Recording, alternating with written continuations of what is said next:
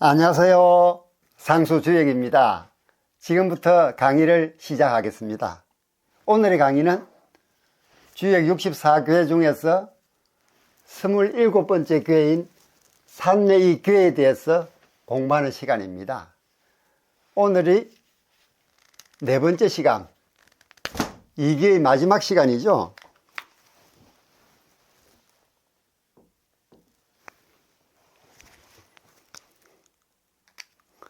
우리 저번 시간에는 뭘 배웠죠?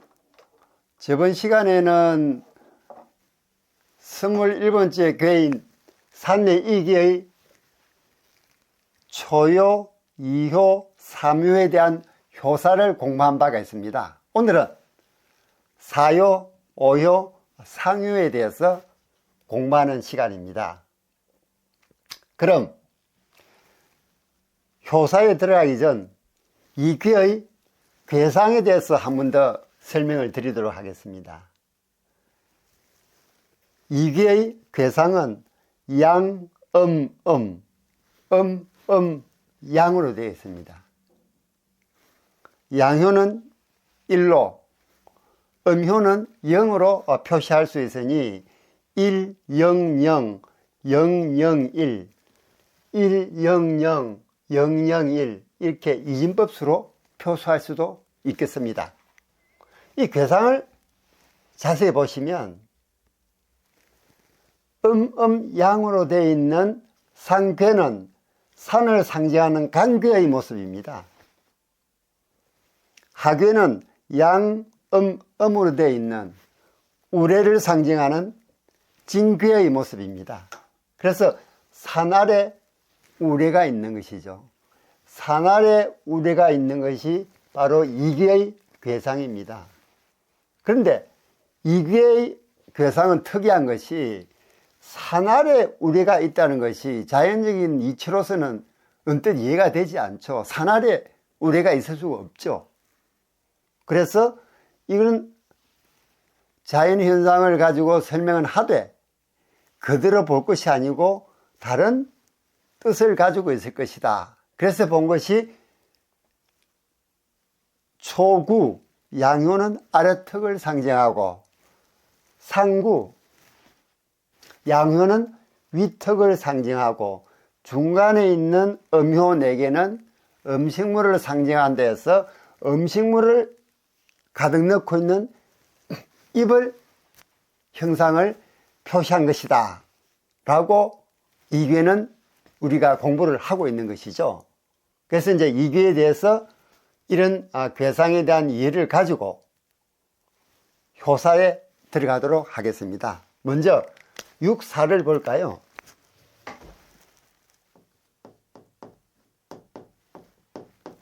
육사를 보시면 전이길,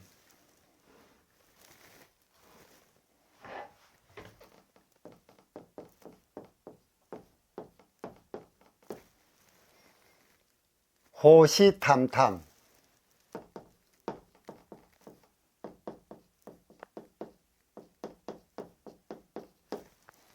그 다음 기욕축축,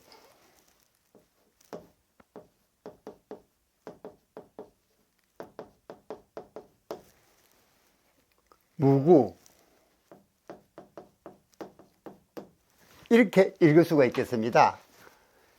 이 부분을 다시 한번 보면 전이길, 호시탐탐, 기욕축축, 무구 이렇게 됩니다. 우리말로 해석을 해보면 이 전은 꼭대기 전자입니다. 위에서부터 먹여 살리니 길하다. 이는 입이란 뜻도 있고 턱이란 뜻도 있고 입을 가지고 음식을 먹으니 양육한다는 뜻도 있다고 말씀을 드렸습니다. 그래서 해석을 위에서부터 먹여 살리니 길하다. 호시탐탐, 많이 듣던 단어죠. 호시탐탐. 이 호시탐탐이란 이 어귀는 지금 우리가 쓰고 있는 이 호시탐탐이라는 어귀는 바로 주역에서 나온 겁니다. 이 호시탐탐은 주역에서 나왔다. 즉 호랑이가 전망을 주시하는 거죠. 호시탐탐 살펴 기욕축축 그 욕심을 떨쳐버리니 또는 쫓아내니 축은 축출하다 할 때 축자입니다. 쫓아낸다는 얘기죠. 쫓아내니 허물이 없다. 다시 한번 말씀드리면 위에서부터 먹여 살리니 길하다. 호시탐탐 노려보면서 그 욕심을 쫓아내니 허물이 없다. 로 해설할 수 있겠습니다. 자, 여기서 초요, 이요, 삼효는 다 물질적인 또는 육체적인 욕구를 추구한다 그랬죠. 그래서 보면 효사다 모두 초효도 흉이 나오고 이효도 흉이 나오고 삼효도 흉이 나온다 했습니다. 그런데 이제 사효로 들어가니까 하괴에서 상계로 넘어간 겁니다. 상계로 넘어가면서 사효부터는 이 상구의 지배를 받죠. 상구의 영향을 받는 겁니다. 그런데 이 상계는 산을 상징하는 강교의 모습입니다. 강교의 모습이니까 이 간의 분위기가 이제 지배하기 시작합니다. 사효부터는. 그래서 이제 보면은 사효부터는 사효의 무구, 허물이 없다. 오효의 길, 상효의 길, 이 길하다는 효사가 이제 등장하기 시작하는 겁니다. 그래서 상괴 간의 분위기가 육사부터는 지배하기 시작합니다. 간은 이 정지라는 뜻이 있죠. 정지. 정지를 상징하므로 자신의 물질적 욕구, 즉 초요, 이요, 삼요에서 추구하던 물질적 욕구를 배제하고 떨쳐버리고 먹이 살리고자 하는 상구, 상구가 다 먹이 살린다 그랬죠. 초요를 제외한 이효, 삼효, 사효, 오효를 먹이 살린다고 했습니다. 왜? 초구도 양효이긴 하지만 초구는 교사에서 보듯이 자기 입만 쳐다봅니다. 먹이 살리는 걸 포기했죠. 그래서 상구가 다 먹이 살릴 그럴 형편입니다. 그래서 위에서 먹여 살리니 길하다. 결국 길이 다 나옵니다. 상호에서는. 물론 자신의 욕구를 뿌리치는 것이 즉 물질적 욕구입니다. 물질 욕구를 뿌리치는 게 쉽지는 않죠. 그래서 육사에서는 구체적 방법이 제시됩니다. 어떻게 하면 물질 욕구를 쳐낼 것인가? 그게 바로 이 효사에 나오는 기욕, 축축이라는 겁니다. 즉 욕구가 일어나는 것을 호시탐탐 살피는 겁니다. 욕구가 일어나는 것을 호시탐탐 살피는 것입니다. 또 욕구가 일어나는 것을 관찰하면서 대비하는 것이기도 합니다. 그래서 여기 호시탐탐 기욕 축축을 한번 보면은 여기 호시탐탐 기욕 축축 보면은 호시탐탐은 제가 말씀드렸듯이 우리가 지금도 쓰고 있는 어귀죠. 그게 주역에서 나왔다 하는 부분을 우리가 여기서 알 수가 있겠습니다. 자, 육사에서 지금 호랑이가 등장했습니다. 이 호랑이는 어떻게 육사에 등장했을까요? 그 이유는 바로 양으로 구성되어 있는 산을 상징하는 강계에 호랑이라는 물상이 들어 있습니다. 그래서 이게 호랑이가 나왔죠. 또 볼시자, 이건 어떻게 나왔느냐? 만약 육사가, 지금 우리가 육사를 공부하고 있죠. 음효가 양효, 즉 육사가 동효를 하면은, 변화하면은 음효는 양효로 됩니다. 그럼 양, 양이 되죠. 양, 양은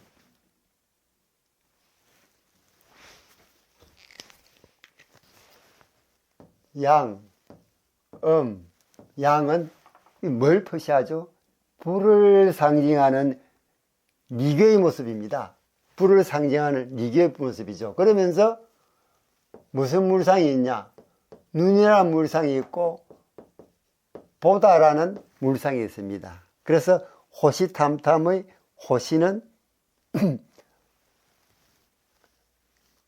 상계간에서 나왔고, 또 볼시는 육사가 효변한 상계리에서 나왔다 하는 부분을 우리가 알 수가 있겠습니다. 또 호랑이는 일반적으로 산의 왕으로 대접받죠. 그래서 산처럼 둔중하면서도 민첩하고 고요합니다. 호랑이는 일반적으로 호랑이의 움직이는 것을 보면 불필요한 동작이 거의 보이지 않습니다. 뛰어오르거나 뛰어내리도 언제 움직였냐나 한 듯 고요합니다. 무척 절제된 동작이죠. 그래서 육사가 효변하면 리괴가 되면서 볼 시자가 나온다라는 말씀을 드렸고, 또 탐탐은 호랑이가 전면을 주시하는 겁니다. 호랑이가 전면을 주시하는 겁니다. 그리고 호랑이는 특징이 먼 것과 가까운 것을 동시에 봅니다.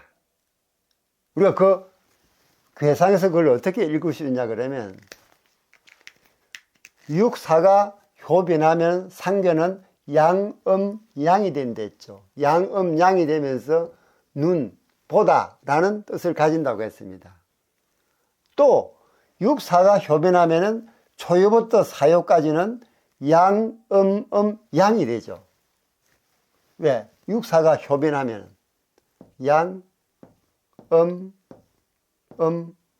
양이 됩니다. 이래 되면 같은 효가 연이어 있으면 하나의 효로 바꿀 수 있다 그랬죠. 결국 이건 리개가 됩니다. 음효 두 개가 연이어 있으니까 하나로 할 수 있으니까 리개가 되죠. 리개가 되는데, 여기서 차이점은 이 리는 일반적인 정상적인 리입니다.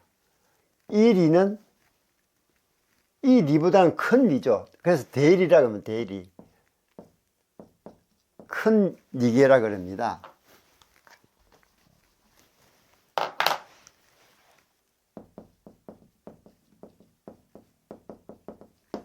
그래서 이 이개는 가까운 것을 보고, 이 대리는 먼 곳을 보는 그런 의미가 있습니다. 그래서 호시탐탐이란 것은, 이 탐탐은 먼 것과 가까운 것을 동시에 보는 것인데, 이래서 괴상에서 이렇게 우리가 읽을 수 있다라는 부분을 알 수가 있겠습니다.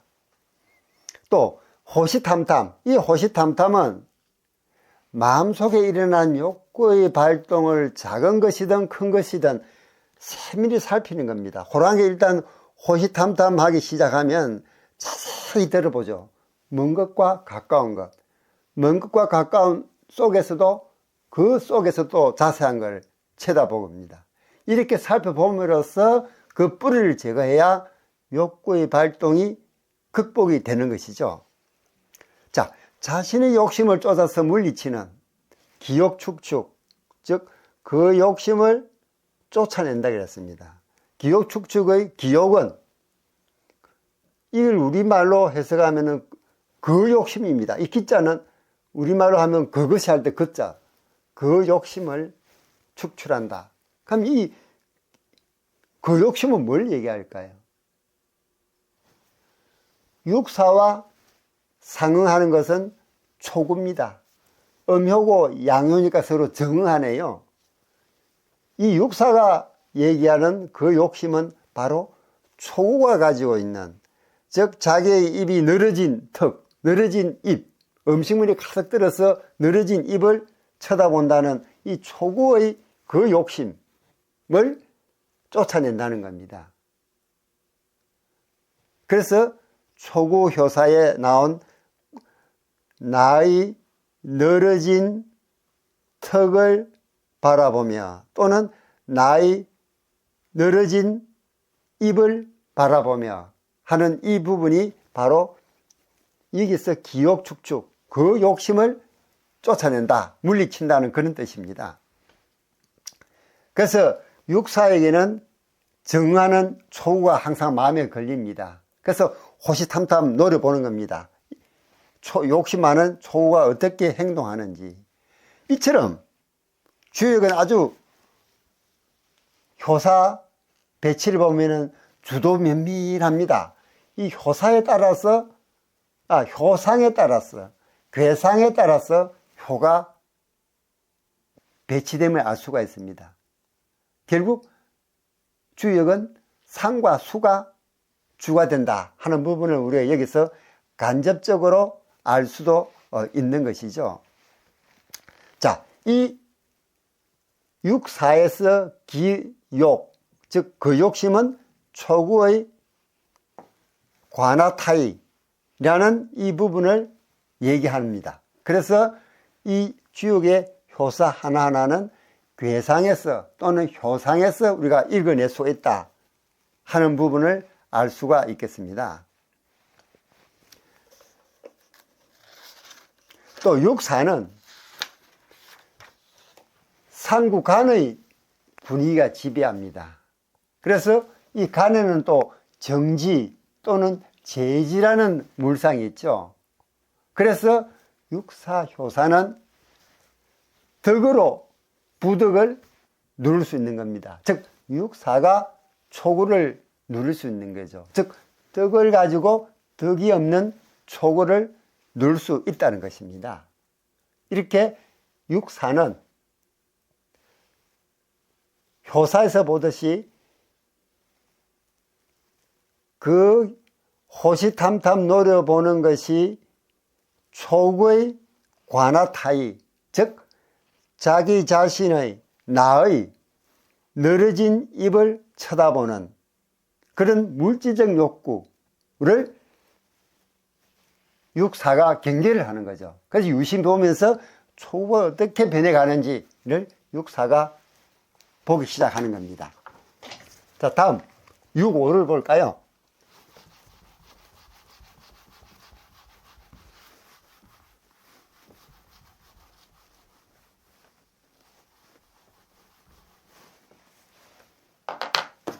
육오를 보겠습니다.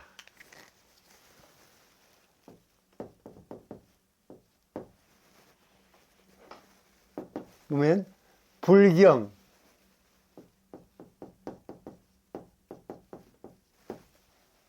거정기,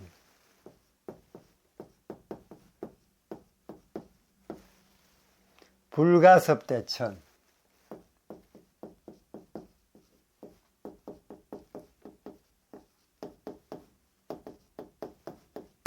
이렇게 읽을 수 있겠습니다. 불경, 거정길, 불가섭대천. 우리말로 번역하면 따라가야 할 길을 떨쳐버린다. 떨칠 불입니다. 경은 경로할 때, 즉 길을 얘기하죠. 따라가야 할 길을 떨쳐버리고 고듬을 유지해야 길하며 큰 강을 건너서는 안 된다 라고 효사는 얘기합니다. 즉 따라야 할 길을 떨쳐버리고 있지만 고듬을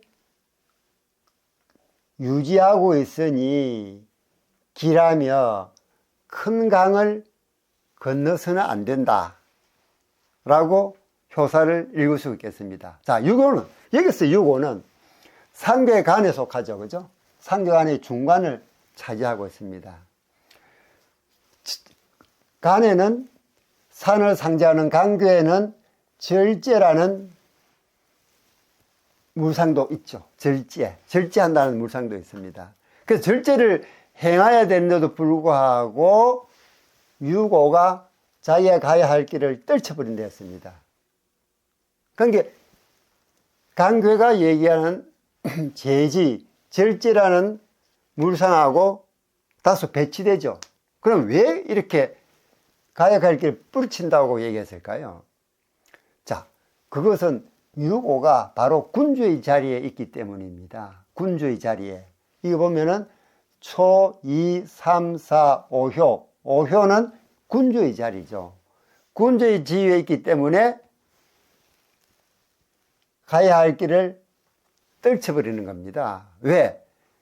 유고가 따라야 할 길은 다른 효를 먹여 살리는 길입니다. 왜? 왕의 자리에 있기 때문에. 근데 왕의 자리에 있으면서도 음효이기 때문에 먹여 살릴 힘이 없죠. 결국은 상고의 도움을 받아야 먹여 살릴 수가 있습니다. 그 상고에만 의지하고 있으니 자신이 따라야 할 길을 뿌리치는 겁니다. 즉 음효이기 때문에 왕의 자리에 있는 이 유고는 다른 음효를 먹여 살려야 되는데 그럴 힘이 없습니다. 왜? 음효이기 때문에. 그래서 상고에 의지하니까 자기가 갈 길을 떨쳐버린다 그랬습니다. 그렇긴 해도 유고와 상고는 친비관계죠. 더군다나 양효가 음효 위에 있습니다. 강한 것이 약한 것을 위에 있으니까 아주 정상적으로 있는 것이죠. 그래서 계속 상고의 가르침을 받는 것입니다. 그래서 물상으로 보면 유고가 효변하면 상교는 어떻게 됩니까? 음이 양으로 변하니까 양이 되죠. 유고가 효변하면 양이 됩니다. 이건 무슨 괴죠? 바람을 상징하는 송개의 모습입니다. 송개. 여기는 무슨 물상이 있느냐? 공순하다 라는 물상이 있는가 하면 또 조급하다는 물상이에요. 조급하다.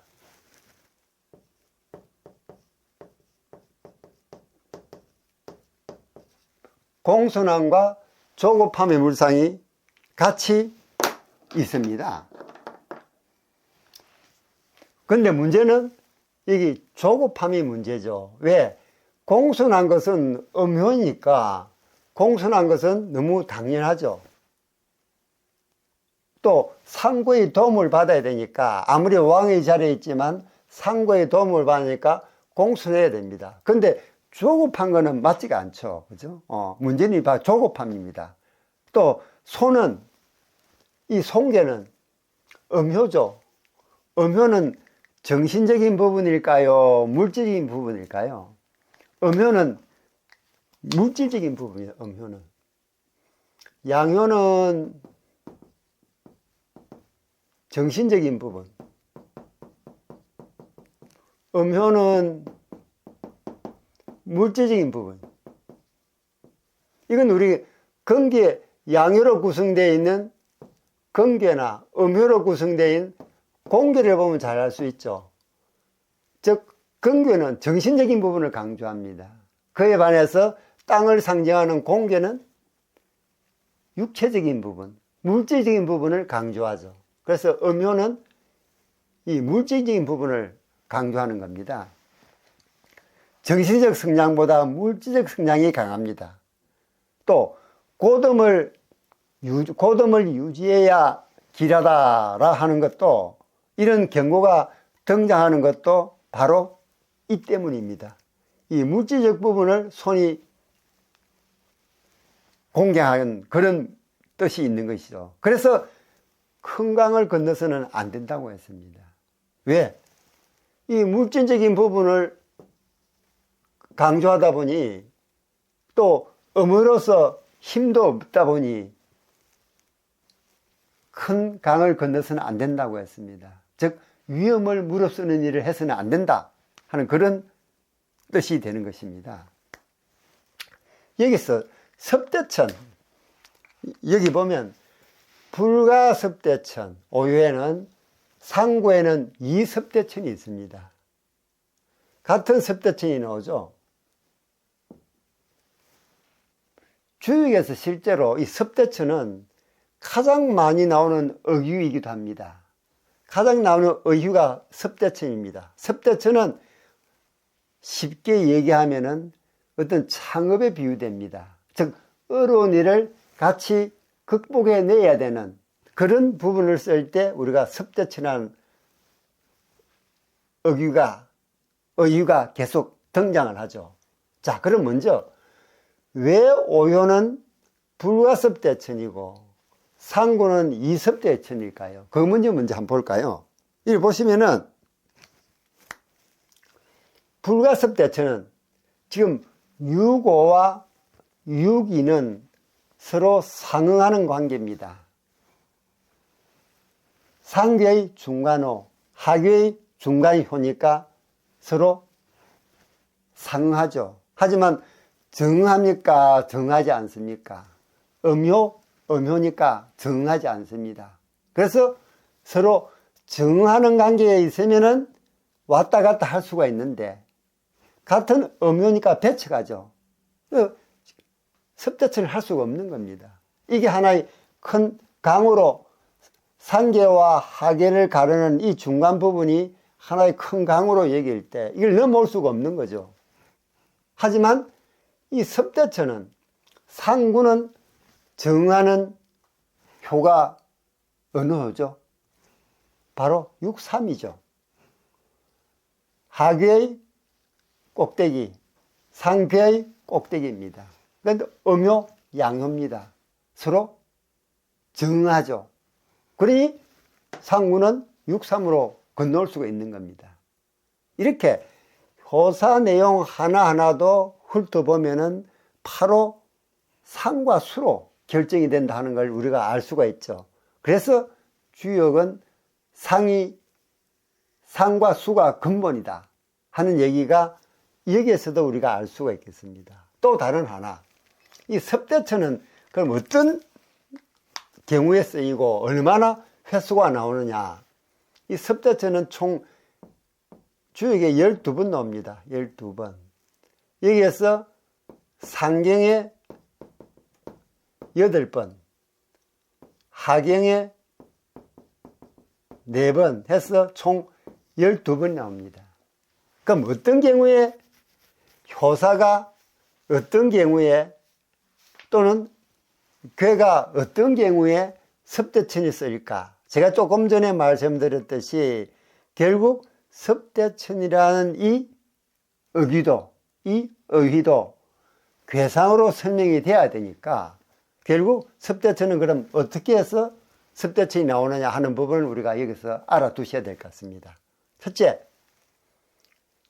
괴로 볼 때 섭대천은 어떤 경우에 섭대천이 나오느냐. 첫째,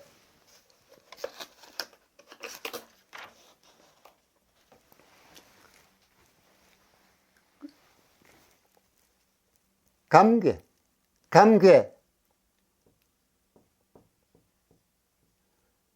태괴, 근괴, 송괴, 이 네 개의 괴가 나왔을 때 섭대천이 나옵니다. 자, 그럼 감괴는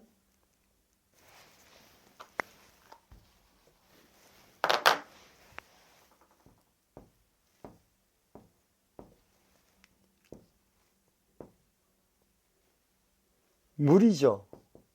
물 중에서 이 흐르는 물입니다. 감괴는. 태는 이것도 물은 물인데 연못물이죠. 연못. 이게 흐르지 않는 물입니다. 그럼 그는 물상 중에 강건하다는 물상이 있죠. 강건하다. 그 다음 소는 나무란 물상이에요. 나무. 나무는 바로 배로 파생이 됩니다. 왜? 그 당시에는 배를 만들 때 나무로 만들었으니까요. 자, 이렇게 섭대천이라는 이 어휘가 주위에 나올 때는 그 내용을 자세히 보면은 반드시 감괴, 태괴, 근괴, 송괴의 이 괴상이 들어가 있습니다.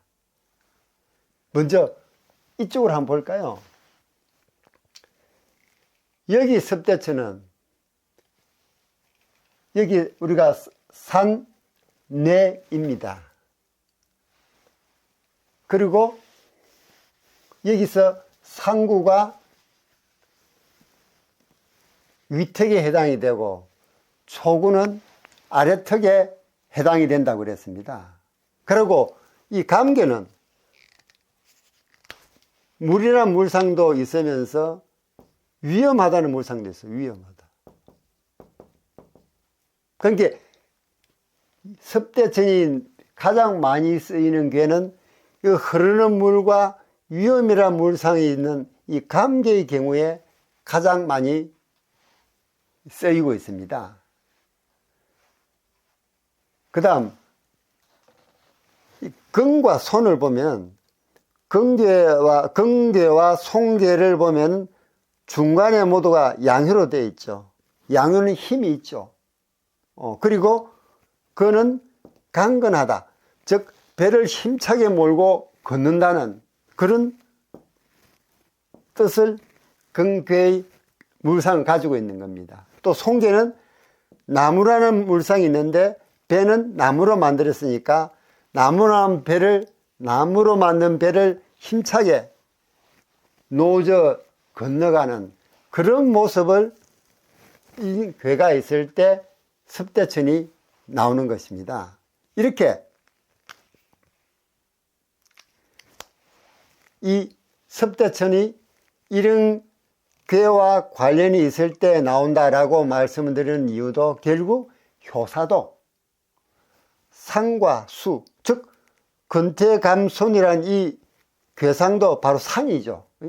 상과 수로 이루어진다 하는 부분을 우리가 여기서 알 수가 있겠습니다. 여기서 이제 유해적으로 이 섭대천이라는 말이 쓰인 게 유해적으로 쓰인 게 바로 이 산내이괴입니다.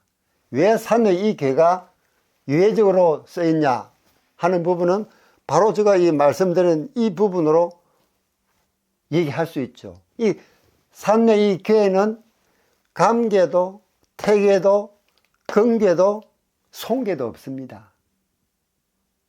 유일하게 이괴 이 섭대천만 여기에 해당이 되지 않는 것이죠. 그 이유는 제가 처음에 설명드릴 때 괴상을 설명드릴 때 이 괴상은 산아래 우레가 있는 것이 자연스럽지 않은 현상이기 때문에 어떤 그런 자체적인 의미보다는 다른 의미를 가지고 있을 것이다.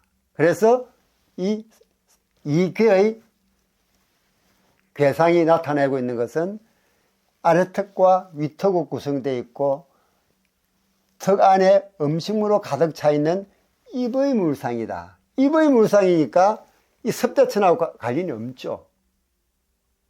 이 특이하게 이괴가 그렇습니다. 그러나 또 섭대천 앞에 붙어 있는 큰 강을 건너서는 안 된다. 큰 강을 건너는 것이 이롭다 하는 부분은 정하는 효가 있느냐 없느냐에 따라서 결정되는 부분도 말씀을 드렸습니다. 그러니까 섭대천은 총 12회 나오는데 상경에 8번, 하경에 4번. 그 다음 나올 때는 이 괴는 감, 태, 근, 손이라는 괴가 따라오더라.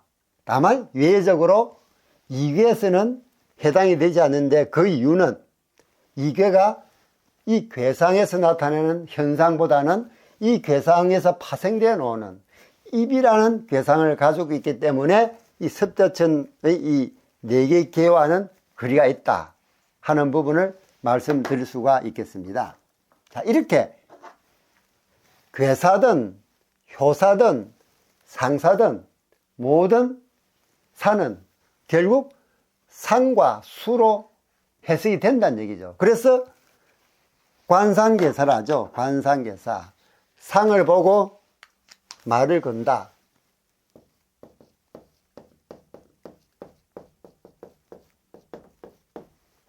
결국 주역은 관상계사입니다. 즉 상을 보고 말을 건다. 상을 보고 괴사와 효사를 읽어낸다는 겁니다. 그래서 상수주역이 본래의 주역에 근접되어 있는 것이다. 그럼에도 불구하고 한국에서는 너무 교훈적인 부분에만 치중하다 보니 주역이 상과 수와 리로 구성되는데 상은 상과 수, 상수할 때 상수입니다. 리는 교훈적 측면이죠. 교훈적인. 즉 우리나라에서 주역 공부할 때는 상과 수를 건너뛰어버리고 이 교훈적인 부분에 치중하다 보니 주역 본래의 그 맛을 느낄 수가 없을 뿐만 아니라 공부하는데 많은 어려움이 있는 겁니다. 이러한 효사 내용을 상과 수로 설명이 안 되고 바로 교훈적인 측면으로 넘어가 버리면 이 효사와 이 교훈 측면하고 연결하기가 너무 힘들죠.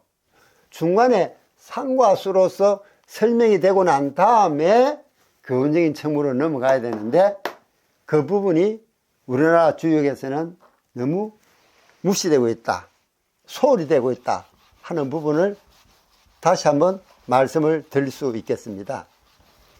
자, 다음은 상구를 볼까요?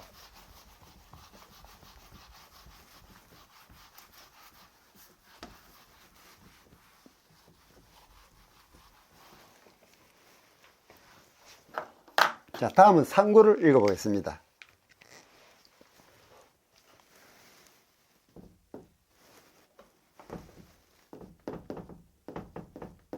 상구를 보면 유의,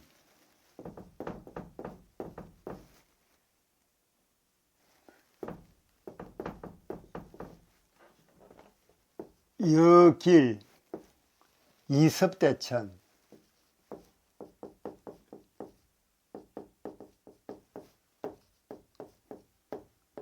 이렇게 읽을 수가 있겠습니다.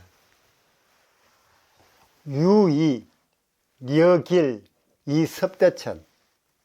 이걸 우리말로 번역을 하면 먹여 유자, 여기는 유래할 때의 유자죠. 뭐뭇으로 비롯된다, 뭐뭇으로 시작된다, 그런 뜻을 가지고 있습니다. 먹여 살리는 것이 여기서부터 시작되니 위태하지만 길하며 큰 강을 건너는 것이 이롭다 라고 효사를 해석할 수 있겠습니다. 다시 한번, 먹여 살리는 것이 여기서부터, 즉 상구로부터 비롯되니 위험하지만 또는 험하지만 길하며 큰 강을 건너는 것이 이롭다 라고 해석을 할 수가 있는 것입니다. 자, 여기서 유의, 여길,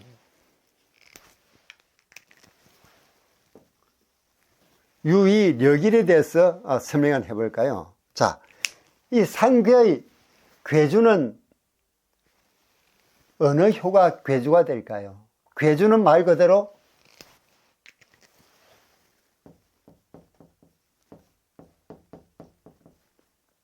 괴의 주인이 되는 효입니다.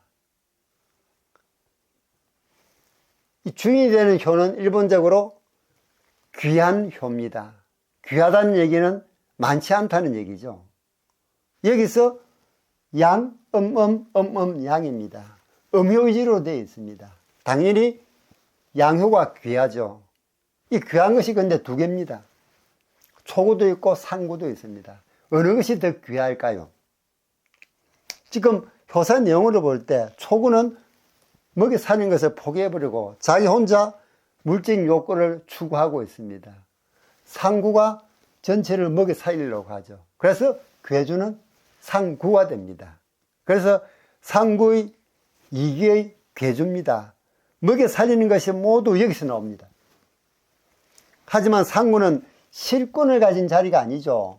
상구는 벌써 왕의 그 자리를 지나쳐 버렸습니다. 그래서 먹여 살려야 하지만 직접 먹여 살지를 못하고 유고를 통해서 먹여 살립니다. 유고를 통해서. 왜? 유고가 왕의 자리이기 때문입니다. 즉 상구가 유고를 통해서 먹여 살려야 되는데 유고로서는 뭔가 찝찝하고 불만스럽습니다. 왜? 내가 왕인데 힘이 없는 왕이 되다 보니 상구의 도움을 받을 수밖에 없죠. 그러나 왕이 체면이 깎입니다. 그래서 유고는 음효로서 순종하는 그런 의미도 가지고 있는 반면에 조바심과 물질적 욕구도 가지고 있습니다. 왜? 음효는 정신적인 보다는 물질적인 부분을 추구한다 그랬죠. 그리고 유고가 효변했을 경우에는 상괴가 송괴가 되면서 바람을 상징하는 송괴가 되면서 송괴는 조급함의 물상도 있다고 말씀드렸습니다. 그러니까 유고는 조바심도 있고 그 다음 상구를 통해서 자기 뜻을 실현해야 되니까 뭔가 찝찝합니다. 그래서 물질적 욕구도 음료로서 가지고 있습니다. 그래서 위험하다고 한 것도 여기서 이 위험할 려자죠. 이 려자는 위험하다는 뜻입니다. 위험하지만 길하다 하는 것도 유고가 그런 특성을 가지고 있기 때문입니다. 그런데 상구가 도와주려는데 유고가 만약에 그런 마음 때문에 제대로 도와주지 못한다 그러면 먹여 살릴 다른 효들은 큰 곤란에 처하게 됩니다. 즉 나라로 따지면 모든 나라 전체가 암흑기로 들어갈 수 있는 그런 시기에 도달되기도 하는 겁니다. 그래서 여기 보면 이섭대천 이런 위험이 상존하지만 유고와 상구는 친비의 관계입니다. 음효와 양효로 되어 있고 음효 위에 양효가 있으니까 친비, 그것도 친비 중에서도 순비입니다. 자, 친비는 위호와 아래호 또는 아래호와 위호가 서로 음양으로 이루어져 있을 때 또는 양음으로 이루어질 때는 친비를 합니다. 친비 중에서도 역비가 있고 순비가 있습니다. 역비는 거꾸로 된 비란 얘기죠. 거꾸로 된 비가 이거는 음효가 양효에 있을 때 음효가 양효에 있을 때는 역비입니다. 왜? 약한 것이 강한 것을 타고 있으니까요. 주역에서는 이런 부분이 바람직스럽지 않은 것이죠. 반대로 순비는 음효 위에 양효가 있습니다. 강한 것이 약한 것을 타고 있습니다. 이건 아주 바람직한 거죠. 그래서 이런 경우에는 순비라 그러고 음효가 양효를 타고 있을 때 역비라 그럽니다. 자, 그럼 유고와 상구는 무슨 관계입니까? 양효가 음효를 타고 있죠. 이 순비입니다. 그래서 순비 관계에 있다고 합니다. 또 유고에게는 음효로서 유고는 위에 있는 상구를 숭상하는 그런 덕도 있습니다. 그래서 위험하지만 길하다고 한 것도 이 유고가 조급함임도 있고 물질적 욕구도 있지만 또 위 상구를 숭상하는 그런 뜻을 가지고 있기 때문에 위험하지만 길하다라는 효사가 나오는 것입니다. 그런데 상구에게는 이 2, 3, 4, 5 이 4개의 음효를 먹여 살려야 될, 즉 백성들을 모두 먹여 살려야 될 상구입니다. 그래서 이 상구는 소극적인 자세로 임하면 안 되죠. 왜? 4개의 효, 즉 일반 나라로 치면 일반 백성을 다 먹여 살려야 되기 때문에 적극적으로 나와야 됩니다. 그래서 큰 강, 즉 위험을 무릅쓰고 건너는 부분이 이롭다라고 한 부분도 이 상구가 4개의 음효를 모두 먹여 살려야 하기 때문입니다. 그 다음 효사에서 우리가 주의 있게 볼 부분이 이 부분입니다. 16번째가 내지예입니다. 내지예.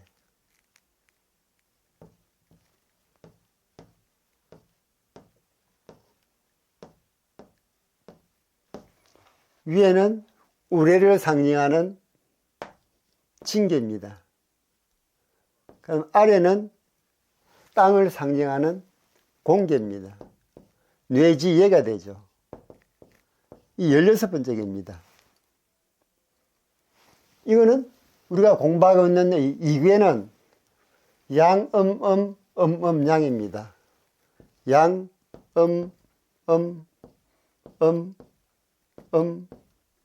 양입니다. 그 예계, 이 예계 구사에 보면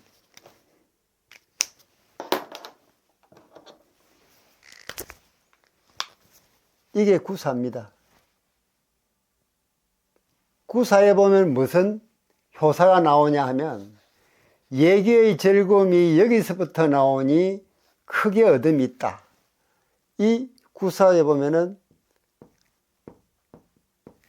무슨 효사가 있느냐?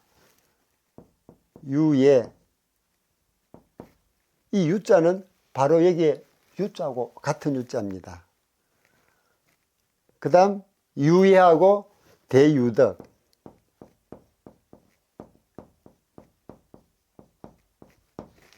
이 예계의 구사에는 대유예, 대유덕이라는 호사가 나오는데 이걸 우리말로 해석하면은 절구를 예자죠. 즐거움이 비롯되니 즐거움이 여기서부터 나오니 크게 얻음이 있다 라고 얘기를 할 수가 있습니다. 이 구사효사를 해석하면은. 그 다음 지금 우리가 공부하는 이게 상구에 보면은 유입니다. 유이는 이는 양육한다는 뜻이 있으니 먹여 살리는 것이 여기부터 시작이 된다 그랬고, 내지에게 구사는 즐거움이 여기서부터 시작이 된다 그럽니다.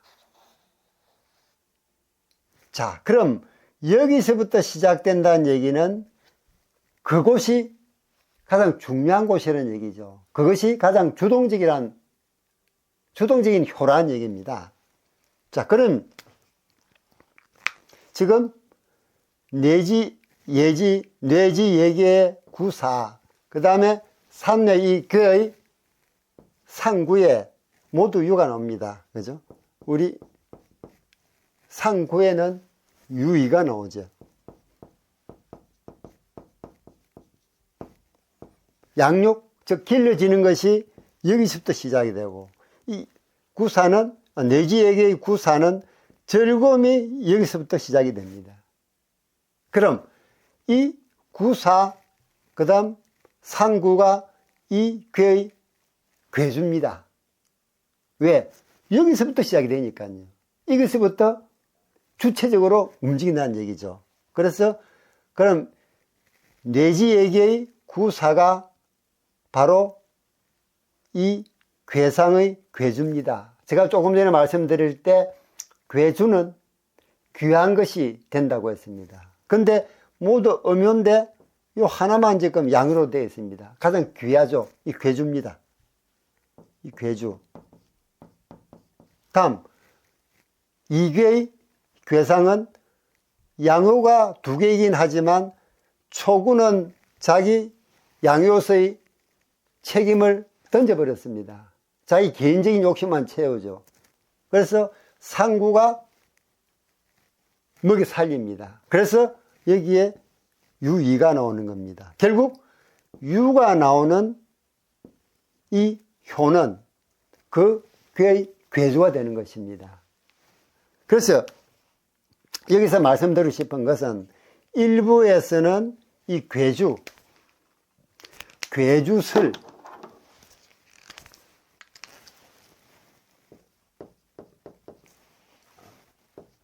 괴주설을 보면 이걸 한자로 적으면 되겠죠.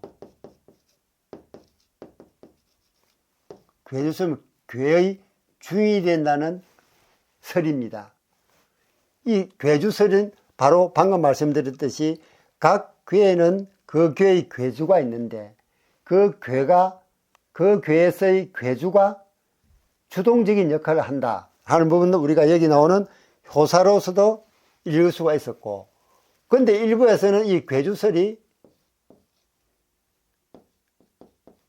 경방이나 또는 왕이 이런 역학자들이 만들어냈을 것이라고 얘기하는 사람들이 일부 있습니다. 하지만 이 부분은 이치에 맞지 않는 것이, 그 당시 즉 효사가 만들어질 당시에 그 효사를 가지고, 이 효사를 가지고 우리가 괴주가 있기 때문에 여기서부터 비롯된다, 시작된다는 유자로 들어가 봤을 때 벌써 이 주역 만들 당시에 괴주설은 존재하고 있었다 하는 부분을 우리가 유추할 수가 있는 것입니다. 이렇게 이괴의 사효, 오효, 상효에 대한 설명을 드렸습니다. 이 이괴가 우리에게 주는 교훈이, 메시지가 뭐라고 그랬죠? 이괴가 준 메시지는 진정한 성장은 내면의 양육에서 시작된다. 진정한 성장은 내면의 양육에서 시작된다라는 메시지였습니다. 그리고 그 메시지에 포함되어 있는 효사 내용, 또 괴사와 상사 내용을 다 배웠습니다. 여기에 대한 여러분의 의견도 댓글로 남겨주세요. 제가 하나하나 읽어보고 명심하고 반영해서 더 좋은 영상을 만드는데 최선을 다하겠습니다. 오늘 3월 20일은 바로 춘분입니다. 이제 본격적으로 봄의 기운이 만연하기 시작한 때죠. 이 좋은 시절을 맞이하여 여러분의 몸과 마음도 다 같이 봄과 같은 활짝 꽃을 피우는 그런 시기가 되었으면 참 좋겠습니다. 여러분들의 좋아요, 구독, 댓글은 제게 큰 힘이 됩니다. 저는 다음 시간에 더 좋은 영상으로 여러분을 찾아뵙도록 하겠습니다. 여러분 안녕.